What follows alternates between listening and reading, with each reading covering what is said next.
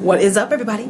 J Nell here with my UFC Fight Night 80 prediction video. It's the first of 3 events in a row, ending with Jose Aldo taking on Conor McGregor, and that video is coming in about 2 days. Now, first up, I'm choosing Elias Theodorou to beat Thiago Santos. I'd like to see Elias put in some trouble. I'd like to see Thiago connect with some shots and see if Elias can make it through adversity. He's still undefeated, choosing it for Elias. Next up, I'm choosing Sage Northcutt to beat Cody Pfister, I believe. Sorry about that, Cody. If you've been paying attention, you know that Sage is one of the guys that the UFC has clearly invested in. They're watching him grow, they're grooming him, and I just don't think they're going to throw him to the wolves just yet. Someone let me know why his parents named him Sage. That's not a name that I would think of for a white male. Female, sure. Man or woman of color, sure. But not a white guy. I'd like to know if there's maybe a cool story behind that.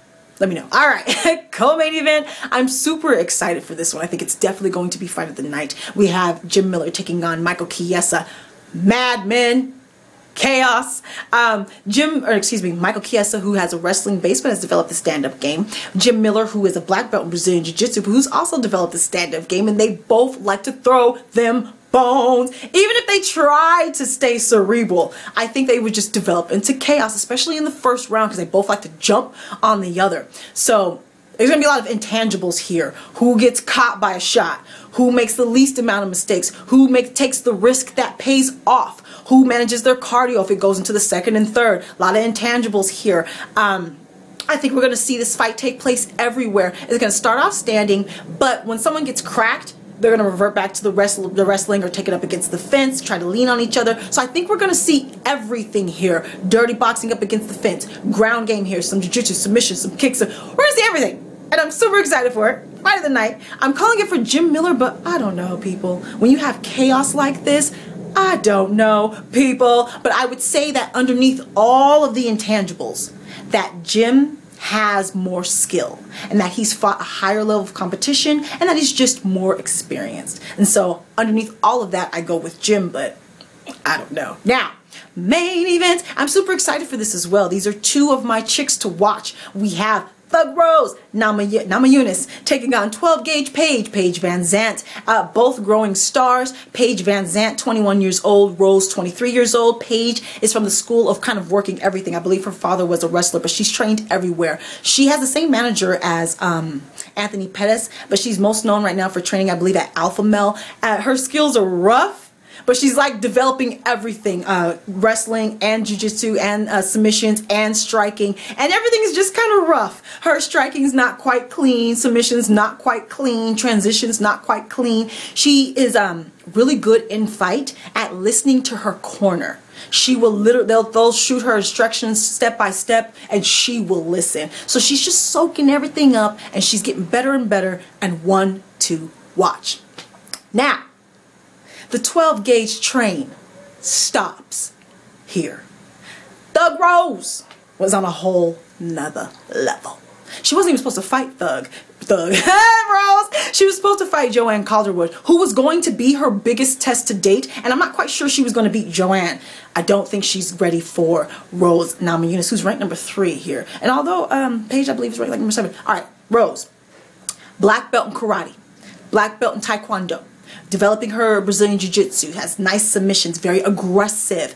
What Paige lacks in skill, she's been making up for in sheer tenacity and volume. Felice Herring was clearly more skilled than her, but Paige wore her down. She's willing to take a couple shots. She'll barrel through your offense and proceed to hit you in the face and in the body and the legs, and she'll throw everything she can at you non-stop. She keeps an incredible pace, and so she wore Felice down, had Felice on defense so much that she couldn't mount any sort of offense. She was dead tired by the end of the fight, and that's how Paige has been winning her fights. She has never been hit by anyone who hits as hard as Thug Rose. When she gets kicked in the face, or Rose takes away that lead leg with the kicks, she will not continue to barrel through the offense and continue to fight. If she does, she'll get knocked out. So I think she's smarter than that. Her corner is too good for that. So I don't think she's going to be able to barrel through with an overwhelmed Rose with offense. Rose is a precise striker, but she's very aggressive, very high offensive output, just smarter with it because she has more skills. She has more skills. She's been doing this longer. And again, she hits hard. You hear her kicks, smack. Her hits, smack. She takes risks. She'll take a flying arm bar. She'll take the bad positioning to try to get you in a triangle choke or something like that. She's going to throw things at Paige that Paige has simply not seen in the octagon. She has skills that Paige can try to prepare for in practice, but that she has not seen in the octagon. I do believe she'll be too much. That's not to say that Paige can't win, because in MMA, underdogs win all the time. That's the beauty of it. But I don't think she'll be able to beat Rose Namajunas. Real quick, people hate on Paige. They say, you know, she's got an extra special Reebok contract. She's actually making money. She's got endorsements, the whole thing. They're saying she's getting by on her looks. She has the same manager as Pettis does. And I wish that Rose had the same manager too, because that manager knows what he is doing. He's got this blonde, cute little all-American white girl with a great smile, who's smiling in everybody's face, full of positivity. Right now, she's cutting off her hair, raising $10,000 for a children's hospital. Paige knows what she's doing. All over the media, like I said, smiling, cute little smile on everyone's faces. Really charming, making money. She's a star. And women's MMA is new. I talked about it in the video with Holly Holm where I got a lot of criticism. Paige VanZant is a great example of what I mean. You don't have to be negative to just bring out your personality.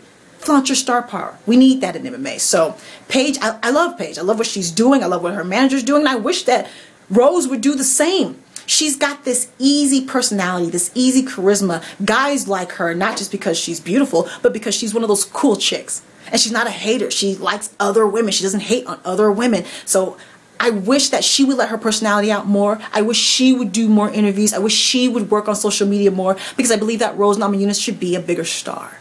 Now, let me know how all of your predictions. Any injury updates? Hopefully there are none. Let me know how excited you are. Follow me on Facebook, Twitter, and Instagram, where I have exclusive 15-second prediction and recap videos. Subscribe, like, talk to me, take care, and goodbye.